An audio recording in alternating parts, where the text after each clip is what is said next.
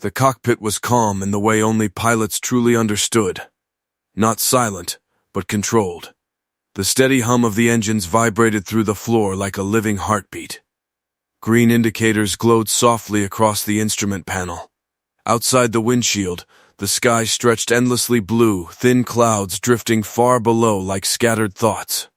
Captain Harris adjusted his headset and leaned back slightly in his seat. They were cruising at 35,000 feet, 2 hours into a routine transcontinental flight. Weather was clear. Fuel was stable. Air traffic control chatter was light. It was, by all definitions, an easy day. The co-pilot, Mark Ellis, sipped lukewarm coffee and scanned the gauges out of habit more than necessity. After 20 years in the air, his eyes moved instinctively, reading the plane the way a doctor reads a pulse. Nothing was wrong. Then the radio crackled. Not the usual sterile voice of air traffic control. Not the clipped, predictable cadence they were used to. This was different. "This is Falcon." The voice was calm. Female.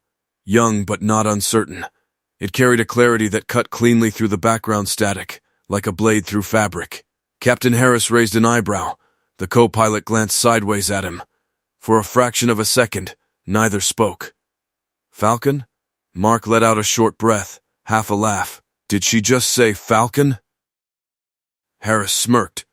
Sounded like it. They'd both heard that call sign before. Everyone in aviation had. Falcon wasn't just a name. It was legend. A combat pilot who had flown experimental fighters when failure meant fire. A test pilot rumored to have saved 3 aircraft mid-failure. A name whispered in training simulators and emergency briefings. Someone who didn't call for help, people called for her. And that Falcon had retired years ago. Not a chance this voice belonged to that Falcon. Probably some overconfident private pilot, or worse, a prank. Aviation had its share of people who liked borrowed authority. "Copy that, Falcon," Harris replied into the mic, his tone professionally neutral, but the corner of his mouth betrayed him. The co-pilot leaned back, shaking his head slightly. Bold choice of call sign. On the other end of the radio, there was no laughter, no defensiveness, no explanation, just silence. For a moment, Harris wondered if they'd misheard. Maybe the transmission had clipped. Maybe it wasn't Falcon at all. Then the radio crackled again. "This is Falcon," the voice repeated. Same tone, same calm, no irritation, no apology. "I am requesting immediate attention." The words landed differently this time. Not louder, not sharper, heavier. Mark's smile faded just a little. He straightened in his seat, eyes moving back to the instrument panel. "Where are you transmitting from?" Harris asked, professionalism reasserting itself. There was a brief pause, long enough to feel intentional. "I'm monitoring your flight path," Falcon replied. "That's all you need to know for now." Mark let out a quiet chuckle. "That's reassuring." Harris shot him a look but didn't interrupt. "This frequency is reserved," Harris said. "If you have a concern, identify your aircraft." Another pause. Then, calmly, "I don't have one. That did it." Mark leaned forward. "Okay, now she's messing with us. Falcon," Harris said carefully, "this channel is for operational communication only." "I'm aware," she replied instantly. "That's why I'm here." Her confidence was unsettling, not arrogant, not performative. It sounded practiced, measured, like someone used to being obeyed. Harris felt a faint prickle at the back of his neck. He glanced at the flight instruments again. Everything still read normal. Altitude steady. Speed locked. Engines nominal. Still, something about the timing bothered him. "Captain," Mark said under his breath, "probably someone piggybacking the frequency." "Yeah," Harris said, though he wasn't entirely convinced. Before he could respond, Falcon spoke again. "Captain Harris," she said. Both men froze. Mark turned slowly. "Did she just... How do you know my name?" Harris demanded. Another pause. "Your call sign," Falcon replied, "your voice profile, and your flight history are public to those who know where to look." That explanation should have been reassuring. It wasn't. Harris felt his jaw tighten. "State your concern." Outside the cockpit, The cabin remained unaware. Passengers reading, sleeping, watching movies. 30,000 feet of trust sat behind that reinforced door. "This is not a routine flight," Falcon said. Mark scoffed softly. "Everything looks green from here, I know," she replied. "That's the problem." Harris opened his mouth to respond. And that's when it happened. A single amber light blinked on the overhead panel. Just once. Mark frowned. "Did you see that?" Harris's eyes snapped upward. "Which light?" Before Mark could answer, the amber light blinked again. Then stayed on. Engine 2. Monitor. The cockpit air shifted. Mark leaned forward, fingers already moving. "That's odd. Readings were stable 10 seconds ago." Harris's pulse quickened, but his voice stayed level. "Run diagnostics." The radio crackled. "Captain," Falcon said quietly, "you're about 30 seconds behind." Mark stiffened. Behind what? There was no immediate reply. Outside, the engine continued to hum normally, no vibration, no sound, no warning alarms yet, just that single amber light. Harris felt something cold settle in his stomach. "Falcon," he said slowly, "what do you see?" Another pause. Then, softer than before but unmistakably serious, "Something you're about to hear." The cockpit filled with the low, steady rhythm of the engines. For now, the boom was not just a sound, it was a force. The aircraft shuddered violently, metal screaming as if the sky itself had struck them. The cockpit jolted forward, then sideways, throwing both pilots hard against their harnesses. Warning chimes erupted at once, overlapping, shrill, relentless. For half a second, silence followed. Then the left engine screamed, not the steady roar of controlled thrust, but a wild, tearing howl, uneven and desperate, like something breaking apart from the inside. Mark's eyes flew to the engine gauges. RPM spike, no, drop, pressure's collapsing. He shouted. The scream cut off abruptly. Dead. The sudden absence of sound was worse than the noise itself. The plane dipped sharply to the left. In the cabin behind them, screams exploded as overhead bins rattled and lights flickered. Oxygen masks trembled in their compartments, some dropping free as the aircraft lost altitude. Engine failure. Mark yelled, hands flying across the console. Red lights flooded the panel now, no more amber warnings. This was no drill, no simulation. This was raw, uncontrolled reality at 35,000 feet. Harris grabbed the yoke, fighting the sudden roll. Counter-thrust. Rudder right. Steady. The aircraft groaned but responded, sluggish and heavy, like a wounded animal refusing to fall. Altitude alarms blared. Pulling back. She's heavy, Mark said, voice tight. Trim now, Harris barked. The plane stabilized slightly, but the left side felt wrong, unbalanced, dragging, resisting every correction. Mark's breathing was fast now. Left engine's gone. Completely gone. Harris swallowed. Run the checklist. Mark reached for the laminated emergency procedures card, muscle memory kicking in. His fingers shook just enough to notice. Engine failure in flight, he began, voice forced steady. Throttle. The radio crackled. Shut down engine 2. Now. Both pilots froze. Harris snapped his head toward the radio. What? Mark stared at the panel. Engine 2? That's the right engine. I said now. Falcon's voice cut in. Calm. Absolute. Unyielding. The words sliced through the chaos like a command given in battle. Harris felt anger flash. That's insane, he snapped. Engine 2 is the only thing keeping us. Captain, Falcon said, her tone lowering. If you don't shut it down in the next 5 seconds, you'll lose it anyway, and possibly the wing with it. Mark's eyes flicked back to the gauges. The right engine's temperature needle was climbing. Slowly, but unmistakably. Captain, Mark whispered, fear creeping in.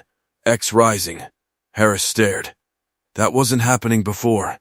It is now, Falcon replied. Fuel imbalance from the explosion is feeding a secondary surge. Your moments from asymmetric flameout. The cockpit felt suddenly too small, too loud, too fast. Harris's instincts screamed at him to ignore the voice, no matter how confident, no matter how accurate so far. You don't shut down your last engine mid-air. You don't take commands from an unidentified voice on an open frequency. But the instruments didn't care about instincts. The temperature climbed higher. Another alarm joined the chorus. Mark's voice cracked. "She's right." Harris looked at him. "You're sure?" Mark swallowed hard. I don't know how she knew. But she did. Outside, the aircraft shuddered again, short, violent vibrations rippling through the fuselage. Passengers screamed louder now. Somewhere behind them, a flight attendant cried out as turbulence threw her against a bulkhead. "Time's up," Falcon said softly. Harris made a decision. "Engine 2, shut down," he ordered. Mark hesitated for half a heartbeat. Then his hand moved. Fuel cut off. Ignition off. The right engine wound down, its roar fading into a hollow whine before dying completely. Silence. Total terrifying silence. The plane dropped. Both pilots gasped as gravity seized the aircraft, pulling it downward. Altitude alarms shrieked in protest. "Glide speed," Harris shouted, hauling back on the yoke. "We're a brick without thrust," Mark yelled. "I know, hold her, hold her." The aircraft plunged for several seconds that felt endless. Then, the descent slowed. The plane leveled out into a controlled glide. Not stable, not safe, but alive. Mark stared at the altimeter, breath coming in ragged pulls. We're still flying." Harris exhaled shakily. The radio crackled again. "Good," Falcon said. "Now we can talk." Harris slammed the transmit button. "Who the hell are you?" There was no immediate answer. Only the rush of wind past the fuselage, the creak of stressed metal, the distant sound of passengers crying. Then Falcon spoke. "I'm the reason you're not on fire right now." Mark laughed, once. Sharp, almost hysterical. "She's not wrong." Harris shot him a look, then focused back on the radio. "You predicted the engine failure. You knew about the secondary surge. You knew before the alarms, yes." Falcon replied simply. "How?" Harris demanded. Another pause. "Because I've heard that explosion before." The words hung in the cockpit. Harris's stomach tightened. "You're saying this happened to you?" "Not exactly," she said. "I was flying something faster, more dangerous, and I watched 2 crews die because they trusted the wrong engine." Mark felt a chill crawl up his spine. "What do we do now?" Harris asked quietly. "You glide," Falcon replied. "And you listen." Harris glanced at the navigation display. They were over open land, patchwork fields far below, no major airports within immediate range. "Nearest runway's too far," Mark said. "We won't make it." "I know," Falcon said. "I've already ruled it out." Harris closed his eyes briefly, then opened them. "Then what's the plan?" The radio crackled. "First," Falcon said, "we stabilize your descent. Second, we pick a place where people walk away." Harris tightened his grip on the controls. For the first time since the explosion, his voice was calm. "Falcon," he said, "we're listening." And somewhere deep in the aircraft, something else groaned, as if the plane itself was holding its breath. "Who are you?" the captain demanded. The words weren't angry anymore. They were bare. Captain Harris sat rigid in his seat, knuckles white around the yoke, eyes flicking between failing instruments and the silent sky ahead. Sweat clung to his collar despite the cold air circulating through the cockpit. The aircraft was no longer screaming, but it was not safe either. It was balanced on a razor's edge between control and catastrophe. The radio stayed quiet. 1 second. 2. That pause did something strange. It steadied the cockpit. The alarms seemed less frantic, as if even the aircraft itself was waiting. Then the voice returned. "I'm Falcon." The words were softer now, lower. Not dramatic, but weighted, as if they carried years of memory behind them. "Former test pilot, combat instructor," she continued, "and I wrote the emergency protocol you're about to read." Silence swallowed the cockpit whole. Mark's mouth fell open slightly. "That's not possible." Harris didn't respond. He couldn't. Every pilot memorized those emergency checklists. Every pilot trusted them. They were gospel, written in blood, refined by loss, perfected by people who'd survived what others hadn't. And the woman on the radio was claiming she was one of those people. "You're saying," Harris began, then stopped himself. He glanced down at the checklist clipped to the panel. The ink was faded from years of use. edges frayed. "You're saying you wrote this?" "Yes," Falcon replied. Mark let out a slow breath. "The asymmetric dual-engine flameout protocol?" "Yes." "The glide recovery envelope?" Mark asked. "Yes." Harris felt his throat tighten. "Those procedures are classified." "They were," Falcon said, "until enough people died that secrecy stopped mattering. The cockpit was no longer just a place of crisis. It was a classroom, and they were suddenly very aware that they were students." "All right," Harris said quietly. "Then tell us what comes next." Another pause, but this one felt different. This was the pause of someone choosing words carefully. "You're descending too steeply," Falcon said. "Ease your pitch by 2 degrees. Not more." Harris adjusted gently. The descent rate dropped, exactly as she predicted. Mark stared at the vertical speed indicator. That was perfect. "Your airspeed," Falcon continued, "is about to decay. Don't chase it. Let it fall 5 knots. "But we'll stall," Mark began. "No," Falcon said calmly. "You won't. Trust the wing." Harris hesitated, then followed her instruction. The airspeed dipped. The stall warning stayed silent. Mark's eyes widened. She knew the margin. Falcon didn't slow. "Fuel imbalance left to right is increasing. Crossfeed valve. Open it now." Mark complied. A moment later, a fuel imbalance warning blinked, then stabilized. He exhaled sharply. She called it again. Harris's hands were shaking now, not from fear, but from the growing realization that every word she spoke was saving them seconds. Seconds they didn't have to waste reacting. "You're going to feel vibration," Falcon said. "Ignore it. It's structural resonance, not failure." Right on cue, the fuselage trembled. Harris gritted his teeth, holding course. It passed. Passengers screamed less now. The cabin, though terrified, felt the difference. The aircraft wasn't falling anymore. It was flying. Barely. Impossibly, but flying. "Who are you really?" Harris asked again, softer this time. Falcon exhaled audibly. "I was like you," she said. "Once." Mark leaned back slightly, listening. "I flew machines that weren't finished yet. Ones that didn't forgive mistakes. I taught pilots how to survive failures engineers said couldn't happen." There was something in her voice now. Regret, maybe. Or memory. "Then one day," she continued, "I was on the ground, and I listened to a transmission very much like this one, and I knew exactly what was going wrong." Harris's chest tightened. "But you couldn't help." "I could," Falcon said. "They just didn't listen." The cockpit felt colder. Mark swallowed. "They laughed?" "Yes." The word landed like a weight. Harris closed his eyes briefly. "I'm sorry." "So am I," Falcon replied. Another alarm chirped. Brief, sharp. Mark looked down, hydraulics pressure dropping. "I know," Falcon said instantly. "You have 90 seconds before you lose primary control." 90 seconds? Harris repeated. "Yes," she said. "Unless you reduce load on the system, how?" Mark asked urgently. Bank left. "Just slightly. Let gravity help." Harris complied. The pressure stabilized. Mark stared at the gauge. Unbelievable. Harris felt something unfamiliar in his chest. Not fear. Respect. "Falcon," he said, voice steady now. "How are you seeing all this?"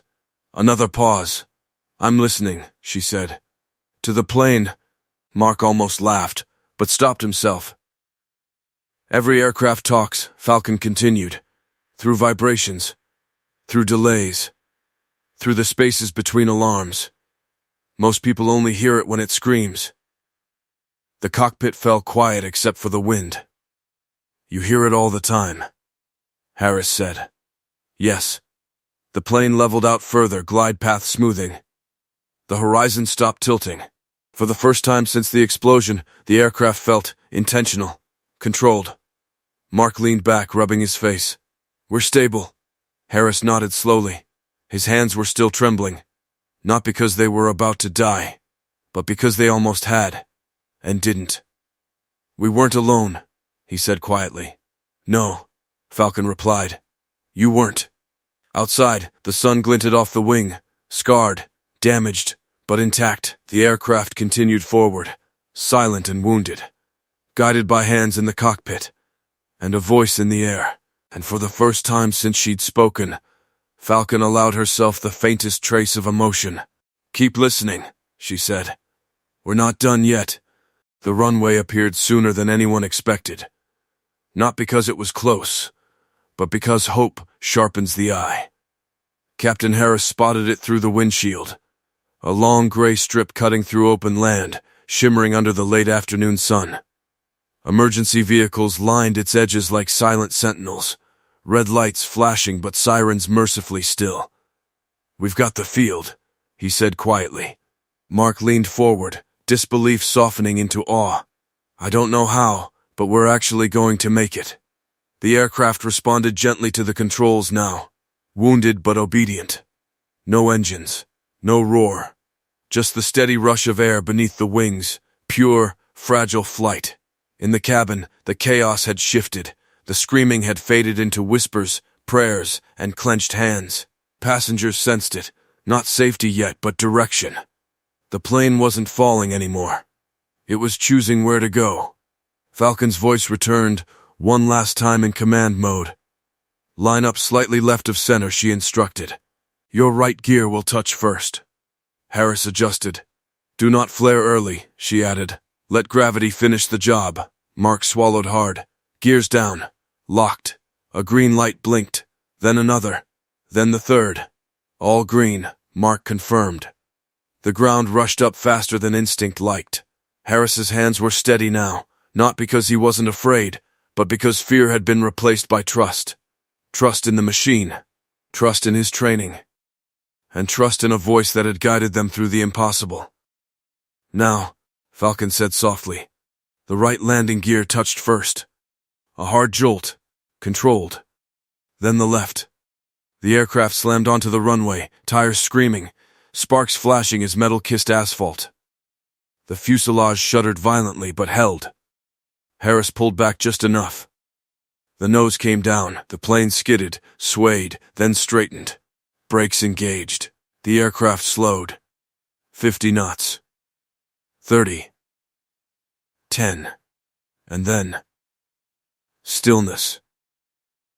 For half a second, no one moved. Then the cabin erupted. Applause thundered through the aircraft. Not polite clapping, but raw, desperate gratitude. People cried openly. Strangers grabbed each other.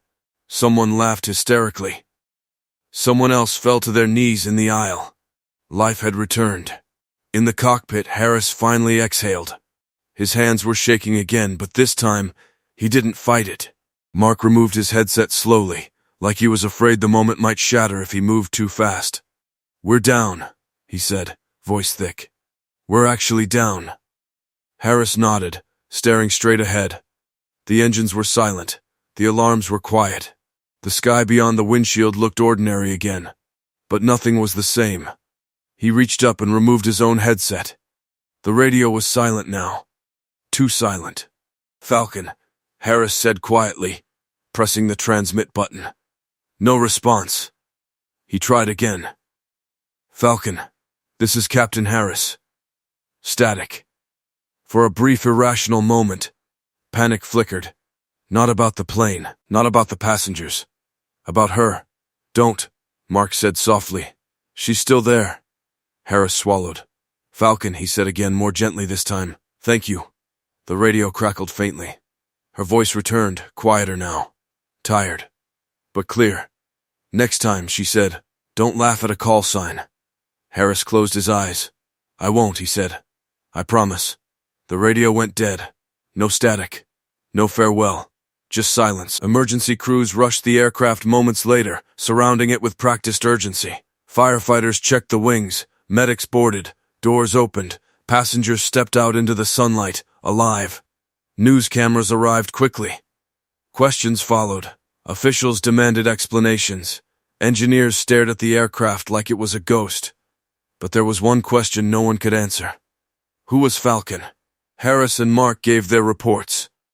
They described the failures, the glide, the impossible recovery, and the voice. Some listened, politely. Some raised eyebrows. One investigator scoffed quietly. "An unidentified pilot guiding you through classified procedures?" Harris met his gaze without blinking. Yes.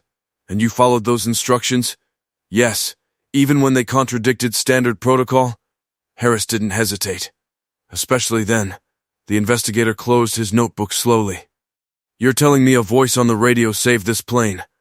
Harris leaned forward. I'm telling you she wrote the book you're holding. That ended the questions. Days later, Harris stood alone in the empty cockpit. The aircraft was grounded now, scarred and quiet. Sunlight filtered through the windshield, casting long shadows over the instrument panel. He touched the emergency checklist, creased, familiar. For the first time, he wondered about the person behind the words. Not a legend, not a call sign. A pilot. Somewhere out there, Falcon was listening to another sky. Another machine. Another voice that didn't yet know it needed her. Harris reached up and adjusted the radio one last time. Falcon, he said softly, knowing she wouldn't answer. Wherever you are, thank you. The radio stayed silent. But the lesson didn't. From that day on, Harris never laughed at a call sign again. Because sometimes, the voice you doubt is the reason you live.